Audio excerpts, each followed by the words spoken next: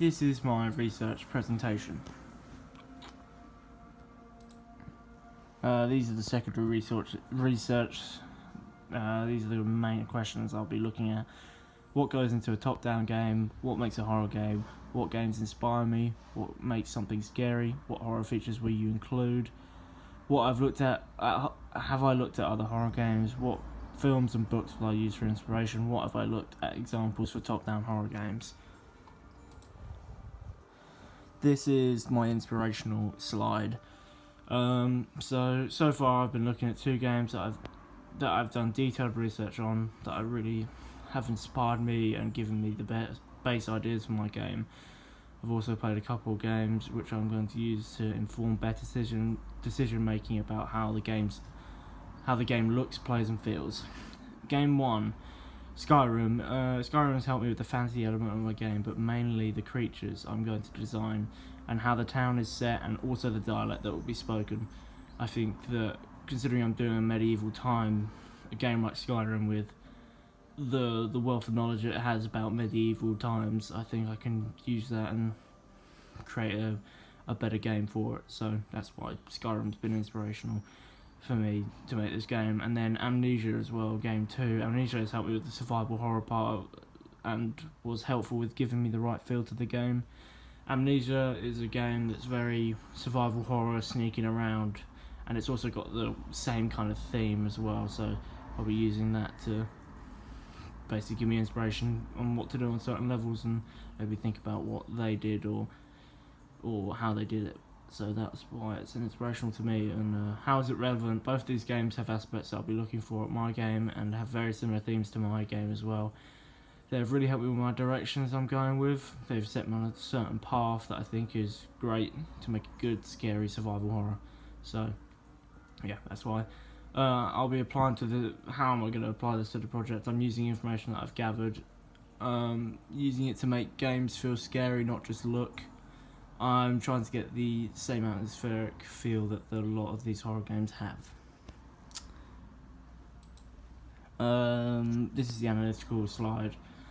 For this, I have looked at what is a top-down game and what also makes a good survival horror game as well. What I've taken from these sources are top-down games are from the sky looking down, also known as a bird's eye view or a helicopter view. Many games have taken this approach.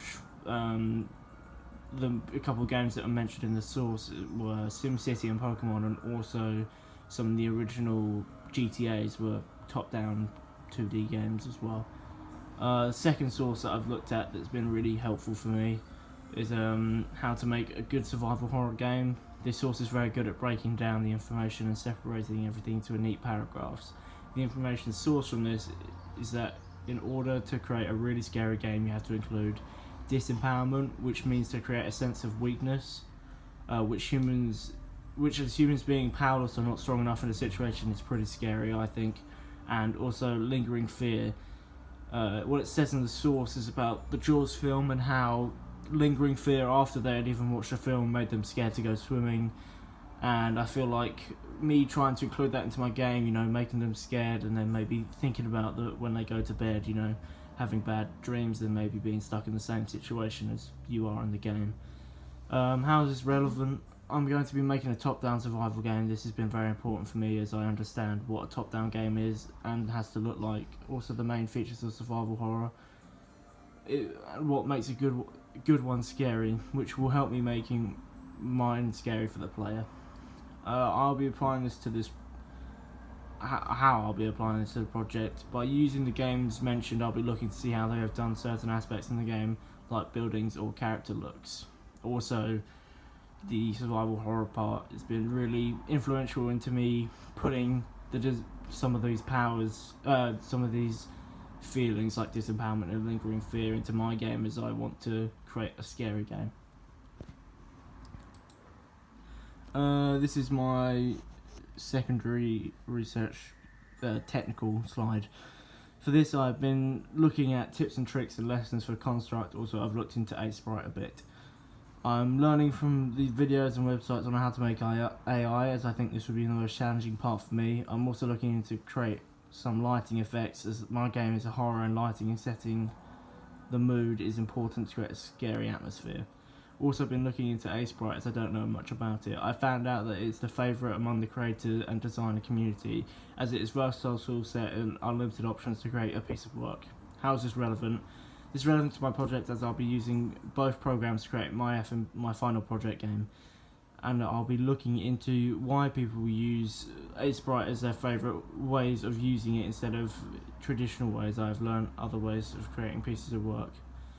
Looking at things that I don't know how to create, such as AI, these videos and articles will be very relevant to my project as I don't know how to make some of these games. This is my primary research plan number 1. What I'll need to know, I want to know basically what type of horror game would people like.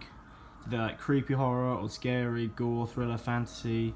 I had also religious or don't like horror at all, and I also had survival as that's the main type of game that I'm going to be planning out. What techniques will I be using?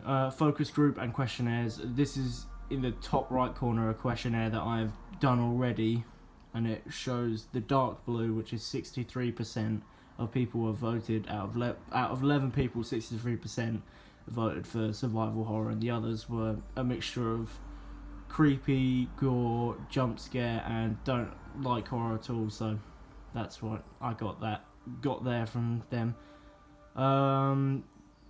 Why I've chosen them, I think I'll get a range of answers and also a very certain answer from the questionnaire. I want to know what everyone's favourite is, and it seems to be survival horror. And then from the focus group I'll get more detailed answers, and I think it'll give me a range of ways to look at it. And I think that'll be good for me, as I'm not really sure how I'm going to go on how scary I'm going to go or gory, so I think getting answers from people like that will be very useful. It's analytical, as I'll be using it to basically I'll be analysing it and changing my game because of it. So, and there'll be quantitative and qualitative answers, as the focus group is more qualitative as it's more one-to-one and getting people's answers in a bit more detail, and then the questionnaire is more quantitative as I'm just getting straight answers. No like I like this because, so that's it. I want to do this before, as I've already done it, because it'll be helpful for me to know before instead of after. Primary research plan 2. This is basically my playtest phase. I want to know what my game feels like to other people and if there's anything they would change as well.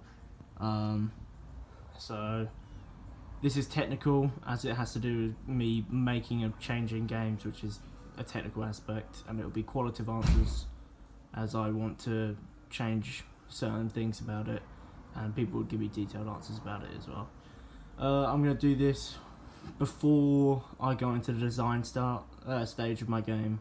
This will be to do with more, designing characters. I want to do that before I can even have a chance. I want to finish that. So, yeah. And then my plan 3.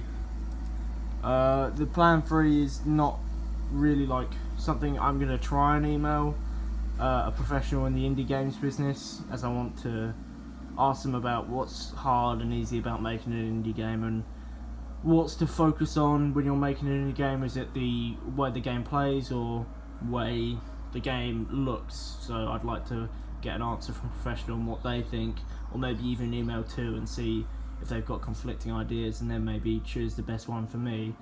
This would be analytical, as I'd be basically analysing what they're saying and then apply it to my game. This would be obviously qualitative answers, as I'd be getting more detailed answers from professionals, so instead of just yes and no answers. I'll trying to email them before the project starts, but this is not a certain thing I can do. I want to just add it in here just in case, and I'll email a couple of people and see if I get any answers back. That is the end of my research presentation.